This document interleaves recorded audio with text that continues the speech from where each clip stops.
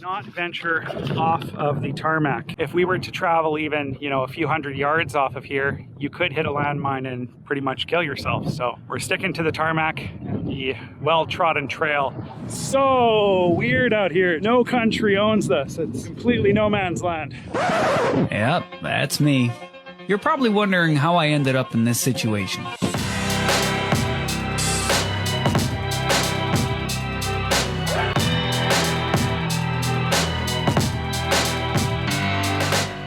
So it's just about 8:15 in the morning, and I'm heading out now to the Super Tourers stop here in Dakhla to head to the Mauritanian border. This is the most dangerous part of the trip. So once I arrive at the Morocco border, I'll process my exit stamp, and then I'll be kind of let out of a gate into what they call a no man's land. No man's land is a lawless area. It's just complete anarchy. It's not under the control of any government. So there's the risk of kidnapping and banditry and all that good stuff. So I'm going to be keeping my head low and realizing that money talks in these situations. I will hire pretty much the first driver to take me through the no man's land and hopefully get through that lawless area safe. I'm reading things online about people selling weapons on the side of the street. Just complete chaos and anarchy. It's 3 kilometers in length, so not a very long stretch of sand. And that's another thing to know, is that the road actually ends after the Morocco border, and it's complete sand. It's just sand tracks through the desert until you reach the pavement again at the Mauritanian border. You used to actually have to join a convoy in order to cross this really sketchy stretch of no man's land. I'm a little bit nervous, of course. In the past 20 years, it's gotten a lot better. The road is sealed with the exception of that 3 kilometer stretch through the desert. Landmines are a problem, though. It's so well trodden every day with passing trucks that the risk is minimal, but those landmines can shift with the shifting sand. So there's always a risk. But in any case, despite the danger, I am excited. I've wanted to do this for 20 years. So let's get out there. Let's get on this bus. Let's cross into West Africa and make our way towards Senegal. I was soon on my way out the door to board the 8:30 a.m. departure to the Guerguerat border post on the Mauritanian frontier. As I heard the tickets sell out quickly on this route, I made sure to purchase my tickets the day before departure. CTM Super Tours runs a daily coach service from Dakhla at a cost of 190 dirhams, making your connection to West Africa literally more comfortable than it's ever been. The 373-kilometer trip to Guerguerat would take just under 5 hours across the endless Sahara Desert, crossing the last stretch of the disputed Western Sahara, leaving North Africa behind. After traveling almost 2,000 kilometers overland from Marrakesh, West Africa was now literally on the horizon. So it's incredibly hard to see, but we are right across from Dakhla at this point, paralleling the peninsula. So just at this roadside stop, according to Google Maps, we have 275 kilometers to go before we reach the Mauritanian border. We are pretty much in the middle of nowhere here in Western Sahara. I don't know if I can see Dakhla across the way anymore, but it's not too far across, about 10 kilometers away really as the crow flies, but over an hour by car. This border crossing is also notorious for its lengthy delays. So they said to budget upwards of 4 hours for the crossing into Mauritania. They're just extremely slow at processing the visas, so it is what it is. I get some water here. There aren't that many service stations between here and Mauritania, so I gotta stock up on some essentials just to make sure I have some food and water for this trip south.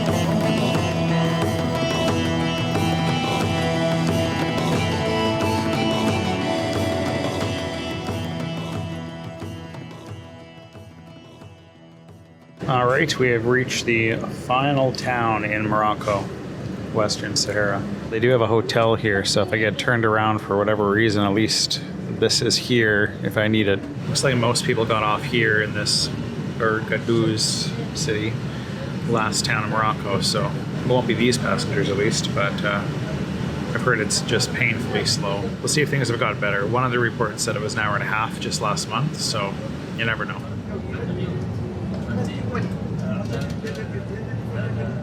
All right, we are arriving at the Morocco-Mauritanian border. This is the Moroccan side, so first got to get the exit stamp through here and then head on south. So just getting our bags. You can see hugely long line of these trucks lining up to cross into Mauritania, or to leave Morocco at least. A few little services here, a little cafe, restaurant. It looks like they do have a hotel right at the border, so that's something. Tons of murals. Wow, beautiful. So the fun begins. The Moroccan side is closed for, I guess, 15 minutes, he's saying. Sometimes they just say that to get you off their case, though, because often they close for like an hour for lunch. So we'll see what happens, I guess. But it's really peaceful on this side. The chaos begins in Mauritania, and I'm going to be pretty much, you know, elbow to elbow, shoulder to shoulder with people pressing up against me, begging me to take their services. So it is nuts on the Mauritanian side. But on this side, it's actually pretty pleasant. So hopefully I'll get through very quickly here. The border closes at 6 p.m. So it's about 2. So I got 4 hours. I hope it works out, because otherwise I'm staying at one of these little shanty hotels right here on the side of the highway. There's no other buses back to Dakhla today at all. It's leaving right now. So this is adventure at its finest. Traveling West Africa, it's not easy, but boy, this is actually fun and definitely exciting. It's actually insane just how long this line of trucks is. It's going out like 2 to 3 kilometers or more. So huge backlogs at this border. I'm not sure why. Maybe just an abundance of security, I don't know, but that's a lot of trucks. And they are barbecuing something that smells delicious right now, so I'm tempted to go have some. It smells like lamb skewers or something. But I'm gonna do another attempt here to get over to the border station and see if they're open now, so I can cross out of Morocco and into Mauritania. After 30 minutes of waiting, the border post reopened and I was on my way through Moroccan customs formalities. As expected, no photography is permitted beyond the border gate, so none of the crossing appears on video. The entire process on the Moroccan side clocked in at just over a half hour, and security is very tight. At one point, a Moroccan guard violently removed my camera from my neck and searched through my footage, but finding nothing, I was soon allowed to go on my way. I then exited into the notorious no man's land separating Morocco from Mauritania, and in one of the most spontaneous moments of the trip, I decided to forego the taxi between the border posts and invited a fellow traveler from France to join up with me to walk across the 4-kilometer strip of desert. If you also decide to make this journey by foot, be aware that landmines are a problem in this area, and you must stick to the tarmac and the dirt trails between the border posts in order to complete the walk safely. Also ensure that you have plenty of water, as the temperature today was easily pushing 35 degrees under the intense afternoon sun. All right, it was a little bit of a gong show getting through that border, a lot of passport checks, but we made it through here into no man's land. So some wrecked vehicles, and the Mauritanian line is 4 kilometers roughly, 3 to 4 kilometers ahead. Met a guy from France here who is gonna brave this with me and see if we can get across here without passing out. It's really hot outside right now. Well, things go according to plan. We should be there within 45 minutes or so. Crazy experience walking past these trucks. So weird out here. Just no country owns this. It's completely no man's land. And that's the berm over there, eh? That is the Moroccan defensive wall right there, leading all the way around Western Sahara and Algeria border. Crazy. Wow, it's desolate, eh? We're pretty much the only people on this highway right now. And we actually didn't get that many offers for taxis, even on that side. So if you're without a ride, I mean, I'm sure someone there would give you a ride, but walking between the border posts is probably the best way to do this. It's the most adventurous, at least. So we've made quite a dent in this so far, maybe 1 kilometer down. It's that communications tower in the distance we're headed to, but boy, it's really dry out here. I gotta drink a lot of water out here. Unexploded ordnances are all around here, so do not venture off of the tarmac. If we were to travel even, you know, a few hundred yards off of here, you could hit a landmine. So we're sticking to the tarmac and the well-trodden trail of the trucks. Wild experience though, very cool. So that's pretty much my water store now. I've drank the entire bottle, so wish me luck. So this is the end of the tarmac now, and the beginning of the piste. Rough sand trail to the border station right there in the distance. But despite the difficulty of this, I'm basically carrying everything now. As you can see, I don't really have much of a choice. So Wild experience, but not for the faint of heart for sure. Even these trucks are having a hard time navigating. So again, the risk of landmines is real here. So we got to stick on the well-trodden trail at this point. So it looks like they've cleaned up a lot of the busted out cars that once made this route famous. It's pretty empty now. Feels like an eternity now that I'm carrying this bag. It's definitely catching up to me now. But still, these are the adventures I live for. So honestly, definitely thankful to have been encouraged to walk across, because I almost took a taxi and this is wild. All right, we are officially coming up to it now. The Mauritanian border right there. Boy, this walk is difficult though.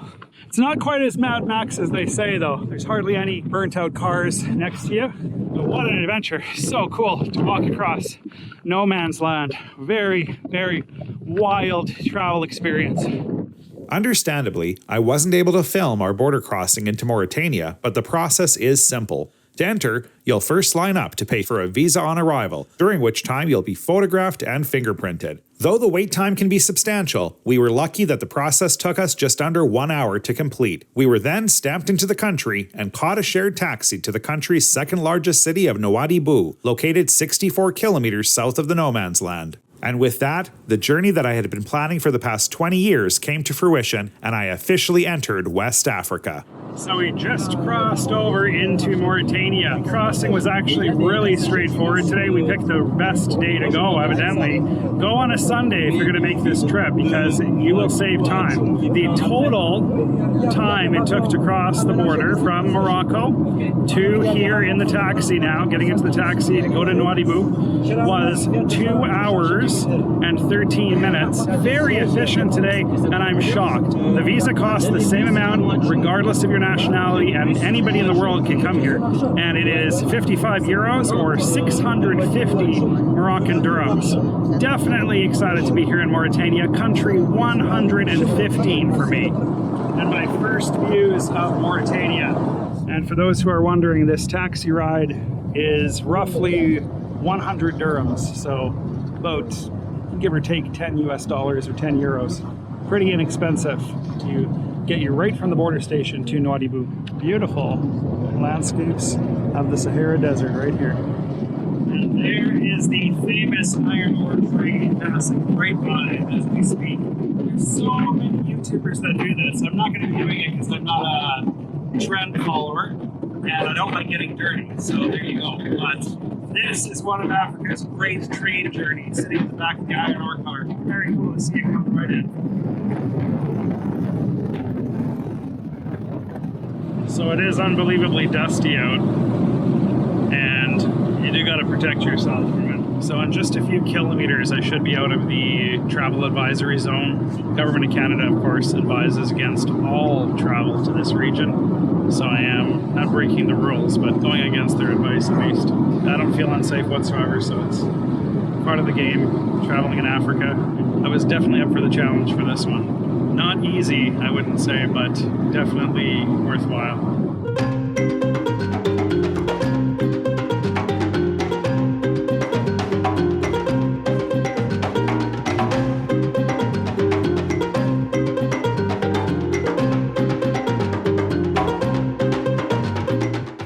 All right, we are arriving in Nouadhibou.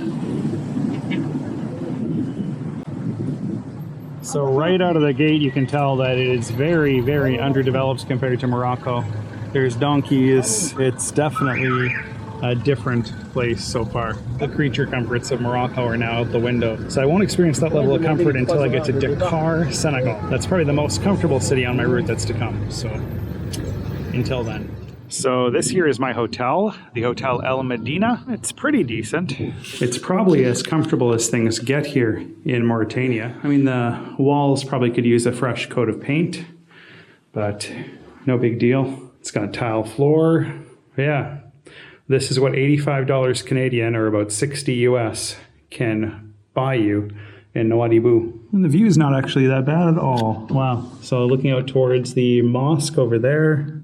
There's actually a mosque over here to my left as well. Not too bad. No air conditioning though. That sucks. So I'm out to explore a little bit of Nouadhibou. So far, looks like I'm in a local area. Beautiful mosque right here though. So apologies if you're not a huge fan of the look of the footage on this device. Unfortunately, I just cannot bring that much attention to myself with the massive camera and mic kit, just using the GoPro. So this is Main Street, or one of the main streets here through Nouadhibou. I'd be lying to you if I said it had any major attractions or draw, but it is a convenient destination for transit through to Senegal. But in any case, it's pretty chill so far. People seem friendly enough, more curious than anything. But no hostility or anything, thank God. So there isn't anything to do here really, apart from the Monk Seal Sanctuary, which is actually not even open tomorrow. So unfortunate timing on my part. There's no real major attractions here or anything like that. Just soak up the vibe and get used to being in Mauritania, I guess. So one thing that I didn't know about Mauritania before coming here is that it's pretty much divided 50-50 Arabs or Moors and sub-Saharan black Africans. So it's interesting, they call them the white Moors and the black Moors.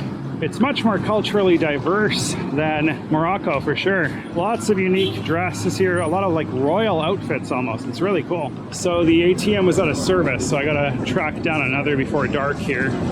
I definitely don't want to be on the street after it's dark, just for safety reasons. There are donkeys everywhere here. Cute. Looks like they are beasts of burden over here. Pretty interesting streets here in Nouadhibou. It's a lot more chaotic than I had thought it would be, but I love chaos here in Africa. It's nice to feel like I'm somewhere actually exotic at this point. Morocco is exotic in its own way, but it's very developed, so different vibe. So there are some beautiful doorways here. Some of the buildings are in pretty rough shape, but beautiful doorways in some of these buildings. But the sun is setting very rapidly now, and I still have not been able to locate some cash around here. So I guess we'll find out what happens if I'm gonna have to pay with American. It's probably the only thing I can do at this point, if they even take it. Every single ATM that I visited is down. I don't know why. Don't make my mistake. Consider changing your money at the border. Even if you're getting a bad rate, at least you'll have money. And every now and then you come across one of these, just kind of derelict old car, just kind of wrecked on the side of the road. I'm not sure what's up with that. This place definitely has an apocalyptic feel. That I can say. Lots of stuff going on down here. It's kind of random. So a guy actually stopped in the middle of the intersection to give me a piece of his mind that I was filming the city. So boy, they are sensitive. I know what Bald and Bankrupt is saying now in terms of just how sensitive they are. It's actually comical, I would say. You're not even pointing their direction, and the guy stops in the middle of the intersection in his car, stops in a mid-left turn, and starts going off on me. I never had that before. That's new. So I was not able to find an ATM that's working today, and a local fellow let me in on the fact that it looks like most of these ATMs actually shut down on Sunday night or overnight. It was a bit confusing what he was trying to say, but he said if I come back in the morning, it'll be working. So thankfully, he led me, or he suggested that I go see this guy, who led me to a different guy, who suggested that I go to a Moroccan restaurant that was just down the street and ask them if they would take my Moroccan dirhams. They actually didn't give me too bad of a rate, so probably lost $1 or so, but it was nowhere near extortionate or anything like that. So thankfully I have about 10 bucks to my name right now, just enough to sustain myself, get a little bite to eat, and got some water because I'm just dying here. And that's pretty much it for the night. It's past dark and I'm kind of breaking the cardinal rule of traveling in this part of Africa. Do not go out at night. And boy, I am a little bit silly right now, but not much of a choice. I just got slowed down. So gonna head as quickly as I can to the hotel though and call it a night. I hope you enjoyed this video, and if you did, please give it a big thumbs up, subscribe if you haven't already, and don't forget to click the bell icon to be notified when new episodes are posted. Thanks again for watching, and I will see you in the next video.